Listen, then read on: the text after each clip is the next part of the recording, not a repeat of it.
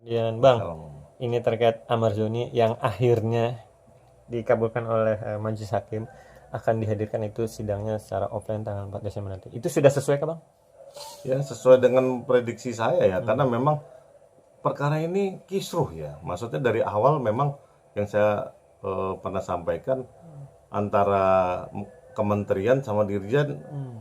beda, nggak ada press release juga. Jadi udah nggak jelas barang ini dari awal. Makanya perkara ini karena terjadinya di dalam lembaga pemasyarakatan, ini jadi nggak karu-karuan.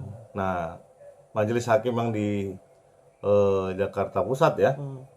itu nilai karena orang baru-baru nih habis kena badai Zarof ya, jadi benar-benar dirapiin semua nih orang dari daerah turun ke Jakarta. Nah, hakim-hakim ini kan itu yang galak-galak dan memang dia benar-benar ingin membuktikan dan harus teryakinkan bahwa memang dakwaan ini nggak cuman kayak prememori zaman dulu jaksa sudah main mata sama majelis hakim pokoknya langsung putus pakai karena zaman covid ya, artinya udah kong kali kong kan gitu. Ini enggak, karena memang diawali yang keseruhan antara ketidaksinkronan berita itu ya, kemudian Amar Joni ini juga public figure dan memang apa namanya dia cukup keras berteriak ya. Karena lucunya kejadian yang harusnya di Jakarta Pusat kok dia sampai dibuang ke Nusa Kambangan. Itu muncul kecurigaan dari eh, korps majelis hakim. Dia coba show off ya, artinya dia coba buktikan kok punya power nggak nih. Makanya ditarik itu semuanya untuk dihadirkan di meja persidangan. Artinya kebetulan didukung sama pemerintahnya Pak Prabowo sekarang. Ya, walaupun saya agak pesimistis juga karena Soeharto pahlawan nasional, artinya saya nggak tahu nih hukum ini mau kemana sebetulnya. Tapi yang ditunjukkan sama majelis hakim, dia mau tunjukkan powernya harus dihadirkan di meja persidangan. Artinya dia ingin membuat terang dan dia tercerahkan dari pemeriksaan langsung terhadap terdakwa-terdakwa yang didakwakan oleh jaksa penuntut umum, yaitu apa namanya dia ini pengedar atau bukan. Nah, hakim ingin melihat itu bahwa benar nggak nih dia ngedarin sesuai dengan tuduhannya itu. Makanya saya nggak heran hakim-hakim sekarang yang sudah dari daerah pindahin ke kota-kota itu dan yang apa namanya kocokannya ini kan termasuk rapat ya. Artinya ya mereka yang biasanya terima suap apa segala macam nih hakim ini galak-galak semua nih yang ini. Nah, mereka benar-benar menjalankan tugasnya. Karena kan Pak Prabowo sendiri, Pak Presiden menjamin mereka gajinya mau dinaikin berapa ribu persen katanya kan gitu. Mudah-mudahan Amar Zoni bisa menerima apa yang diharapkan sesuai dengan apa yang diomongin. Tapi ingat ya Amar ya, artinya kalau memang kamu tuh pengedar, repot kamu. Dan kamu ini udah kena 3 kali loh residivis kamu. Kalau memang ini tiba-tiba saksinya bilang ini bener, ini kamu memang bener, kamu selesai kamu Amar. Bang, terkait yang tadi Bang tiba-tiba Amar dipindahkan ke Nusa Kambangan.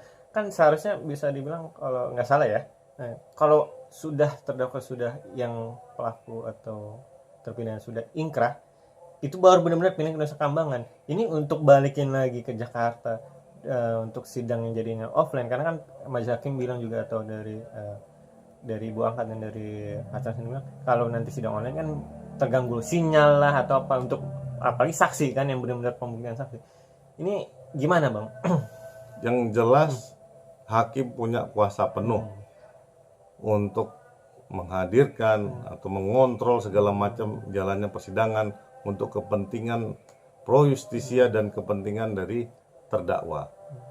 Dan hak-hak terdakwa untuk membela diri wajib diberikan. Jadi ini sebenarnya sinyalemen bagus ya di pemerintahannya Pak Prabowo ya. Artinya selain apa namanya abolisi, selain amnesti, selain rehabilitasi, kan sama presiden dia langsung mau potong kompas aja dia kan, karena dia mungkin mengerti sebetulnya kuncinya ini sekarang di istana. Nah, keadilan kan hakimnya galak-galak nih, jaksanya galak-galak. Pokoknya kingmakernya, pemutusnya adalah istana, kan begitu. Makanya saya pikir Amar, mudah-mudahan tim PH-mu solid dan memang pada faktanya itu kamu tidak terlibat peredaran apa namanya narkoba di Salemba ya, dan memang ini kamu difitnah, mudah-mudahan itu benar ya, jadi kamu bisa terbebas dari segala yang itu hukumannya tinggi loh Mar, itu bisa mati loh. Oke, mantap. Bang, terakhir. Berarti Amar cukup fokus ke dakwaannya. Dan dia harus benar-benar ngungkap siapa Fakta. bandarnya, siapa. Betul, dia harus cerita betul, dan tim kuasa hukumnya harus menggelar dan meminta majelis hakim memeriksa semua saksi-saksi sehingga kejadian ini terang benderang. Karena memang kejadian ini di dalam lapas loh. Artinya dia ini warga binaan. Artinya di balik tembok itu kok bisa ngedarin. Nah, dia kemerdekaannya sudah dirampas. Gimana caranya dia ngedarin? Logikanya hakim udah benar, dia menghadirkan itu. Artinya ada pegawai-pegawai juga yang patut diduga terlibat, karena itu dibalik dia kemerdekaannya dirampas. Gimana caranya dia bisa ngambil dari luar masuk ke dalam? Kan itu sebetulnya yang mau diungkap sama majelis. Saya salut juga sama majelisnya, artinya tolong ya tetap ditingkatkan, mudah-mudahan Indonesia ini ada cerah lah di kemudian hari, walaupun udah babak belur ya, hutannya habis, tambangnya amburadul, terus ada yang keracunan dan segala macam. Mudah-mudahan namanya keadilan di Indonesia, sebelum saya menutup mata ya, itu mudah-mudahan terwujud deh. Amin deh.